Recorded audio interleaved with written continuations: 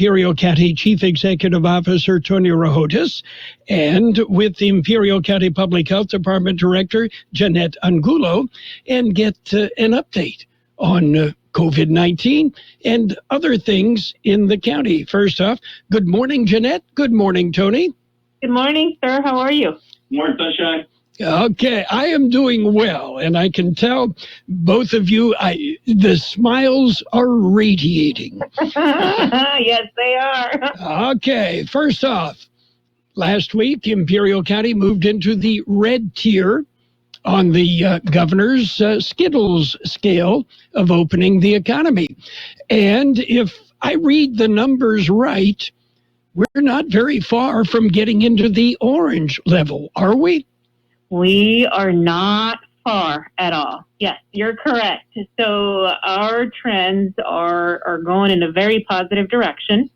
Yes, you're right. We moved into the red tier, and so metrics are looking good. The state posted its metrics this past Tuesday. We're at a 5 adjusted case rate per 100,000 and a 2.8 positivity rate.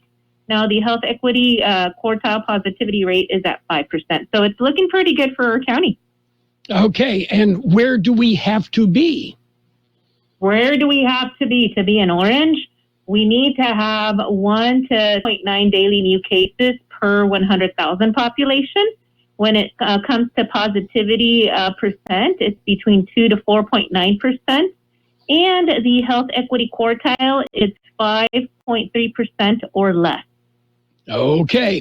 And the advice is don't let up. Keep, obviously, masks still mandated, social distancing. We are able to do a few things that we couldn't do before. And, keep the pressure up, keep adhering to the rules, and maybe we'll move forward a little bit.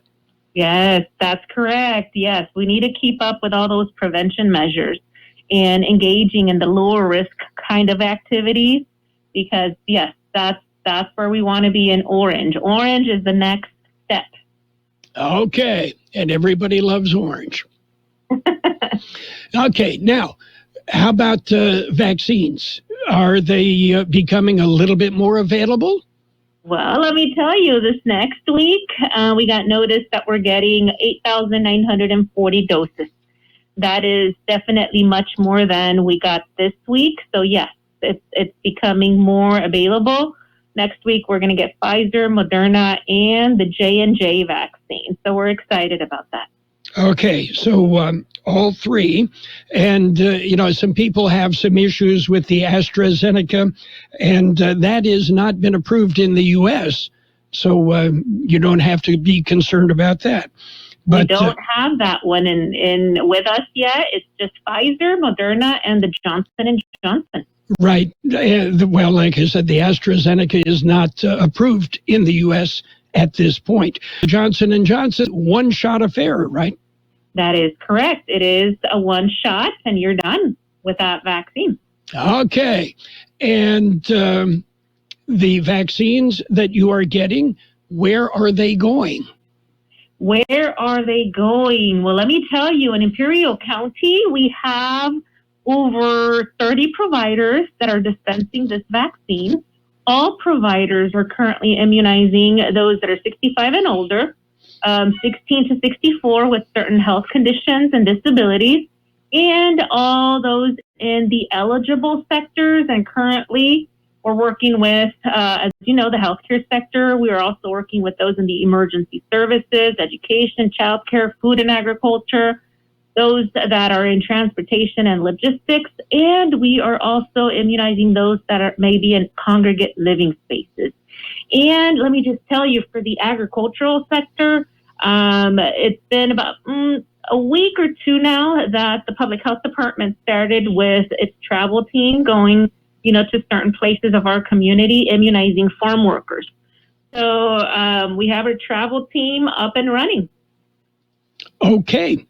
And more vaccines appear to be in the pipeline and are going to be in arms before too long. That is correct. And let me tell you, as of today, between first and second doses, our county has received 56,880 doses. Okay, and you can pretty much cut that in half because you need the 2 doses. But that's a significant number of people that have been immunized. That's, okay, maybe about 15% of the population at this point. So moving forward, right? Yes. What about testing? You know, we can't forget testing because according to the state metrics, testing plays a very, very big part in moving forward. You've got to have lots of negative tests to move, right? Yeah, you're correct. Yes. So testing is still here with us at certain provider offices, but then you also have the OptumServe sites that are operating. The Brawley Senior Center, that's the fixed site up in the northern area, and we're still serving our community. It's testing at no cost. We also have the mobile unit. The mobile unit moves throughout the county. They are in El Centro, in Calexico, and Brawley, and certain other parts of our community. Next week, let me tell you, we're actually going to be over in Calexico at 1 in the morning, and that unit's going to make testing available for the general community. Of course, you know, farm workers at that time, that's the population, you know, that's out there for the most part. So we still have those testing resources. The one site that got converted into a vaccine testing site is the Imperial Veterans Hall. Used to be a testing site. It is now a vaccination site. Okay, I was going to ask about that because I noticed you did not mention it. So no more testing, but it is a vaccination site, centrally located. It is centrally located. We did the launch on Tuesday. That site will operate Tuesday through Saturday, except this Saturday because there is a clinic for veterans. It's ran through the VA. But moving forward, it'll operate Tuesday through Saturday. Okay. Somebody wake up Tony. I have a few questions for him. I'm awake. Okay. Good morning, Tony. Good morning, sir. Okay. I'm just going to go with some general questions to you.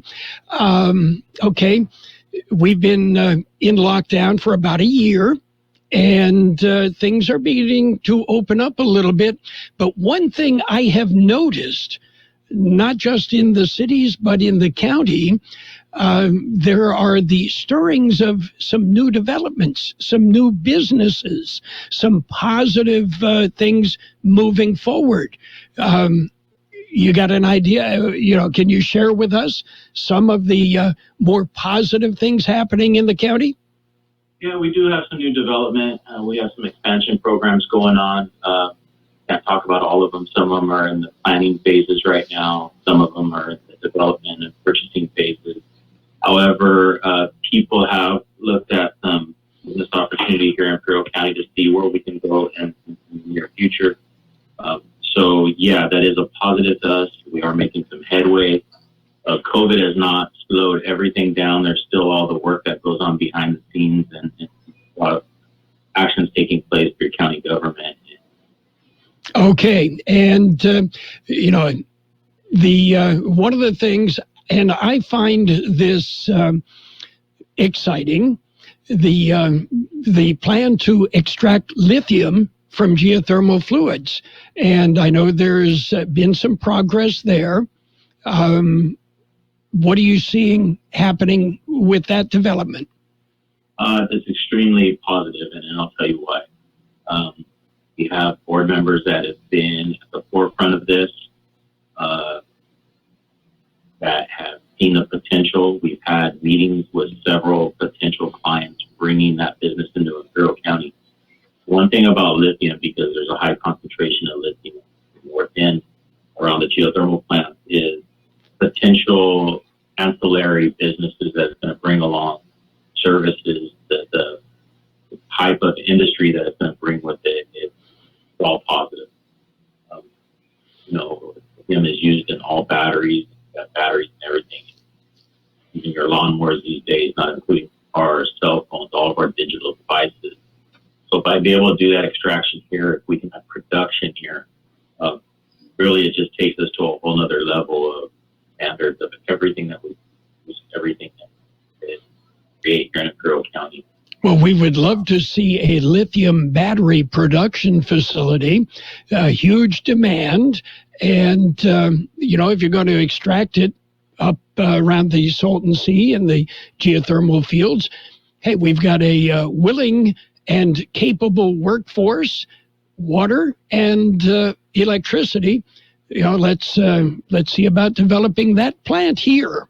Yeah, and that's extremely important because you're talking about multiple tiers, levels of jobs, whether it's labor, engineering, productive, sales jobs. I mean, it changes the full side of the labor force, what can be produced here. And we've been in even discussions with our workforce development offices, IBEDC, about, and really it goes back to the board members that we have. Our board has been truly supportive of this industry. And I think they really see the future of what it can bring. And just the variety of complexity of the jobs, the salaries are not going to be low in salary jobs. It's great potential for Imperial. Okay, and unlike all the solar development, a lot of jobs created during construction, but once they're up and running, just a handful of jobs. If we can get a plant built here, that's good, well-paying jobs that will really boost the local economy. Yeah, so you bring up solar, and the next phase of what's occurring now as we speak is the battery storage component of solar. So now there's a little bit of game changer. Solar has a lot of tax-free incentives, but when you bring the battery storage component to that, it's not exempt from property tax. So it also is a little bit more labor involved. So you will have job creation based on the labor force. Not just the construction of the battery storage, but the maintenance and oversight as well. Well, what the state found out last summer during rolling blackouts was, solar produces all this great energy, but the sun goes down. And they did not have the infrastructure with the storage batteries. That I know the IID has been on the cutting edge of that, and that is well into the planning stages statewide as well. Correct, and most definitely here in Imperial County, I can tell you, I met with a developer yesterday on a very large battery storage project, and one the week before. So it's all coming to fruition. It definitely could be a positive impact to our county. Okay, what other things are happening around the county? Well, besides that, we're a county of red, which we've lived in purple for so many months of our lives. So being that we're in red and not really on the brink of being in orange is the true testament to our community. I said it the other day in a conference, and I'll say it again. I'm truly proud of our community, where they've gotten us. It's not about what public health's done. It's not about what the hospitals have done. It's truly a community coming together. We talked about vaccination clinics. Vaccination clinics are not just one entity. They're students, they're National Guard. It's a true testament of our community working hand in hand with one another and pushing this forward. Janette should be bragging about the work she does, but she's pretty humble. But coordinating all those people and making it happen is a true testament to Janette and her team. They're awesome. Don't forget, Janette actually started just weeks before all this started. Welcome to the job. Do you want to reconsider? She just had her 1 year anniversary, and I really don't think she could have been dumped into any hotter water or a situation. But her team is awesome. I've had the chance to work alongside her team, and the nursing, all the clerical, just the staff in general has stepped up.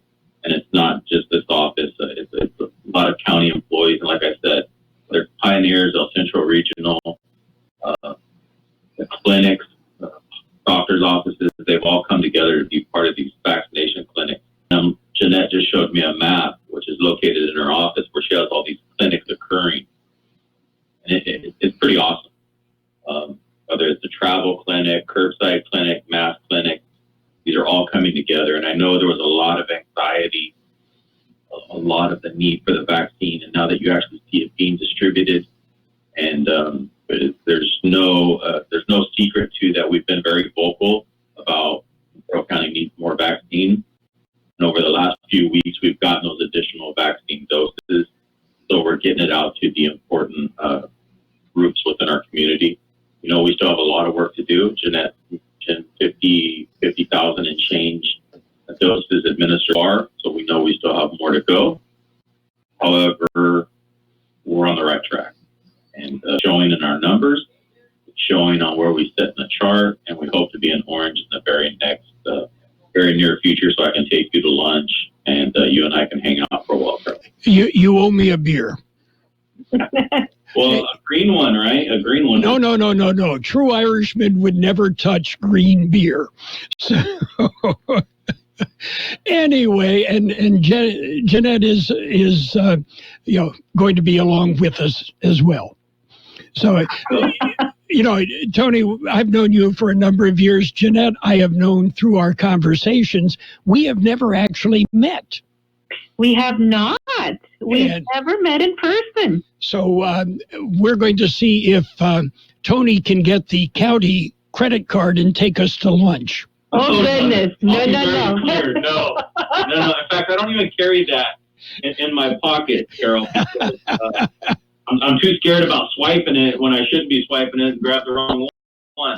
Yes. Someone in my office carries that for me so I don't get in trouble. Okay. Kind of like carrying the red phone for the president, right? I hang out with guys like you. You might swipe it for me just to see if I get in trouble or not. You know me. That's right. Okay. Did we miss anything? No, Carol, I just want to say thank you, because it's always positive when we get the information out to the public. And you've always been a great partner in helping us get that information out. So thank you and your team. Okay. And of course, our conversations are available as a podcast on our website. They're available on our YouTube channel as well. And a lot of people follow that so that they can stay up to date. And you guys have been very, very good as far as providing the information you have. I understand a lot of other people, put it on the county when, hey, it's the feds and the state that are pushing the buttons. So, look in that direction if you're unhappy with the amount of vaccine is coming down and how it's getting out. Like I explained it this morning, yes, my buttons have been pushed, and you couldn't have said that any better. Okay. Janette, you have a great weekend. Tomorrow, first day of spring. So, an extra spring in your step. And Tony, it's always a pleasure. Thank you, sir. You guys have a great weekend. You as well. It was great talking to you. Bye-bye. Goodbye. The Imperial Valley's best oldies on the radio. It's like a trip through time. AM 1230 KXO. 1230 KXO.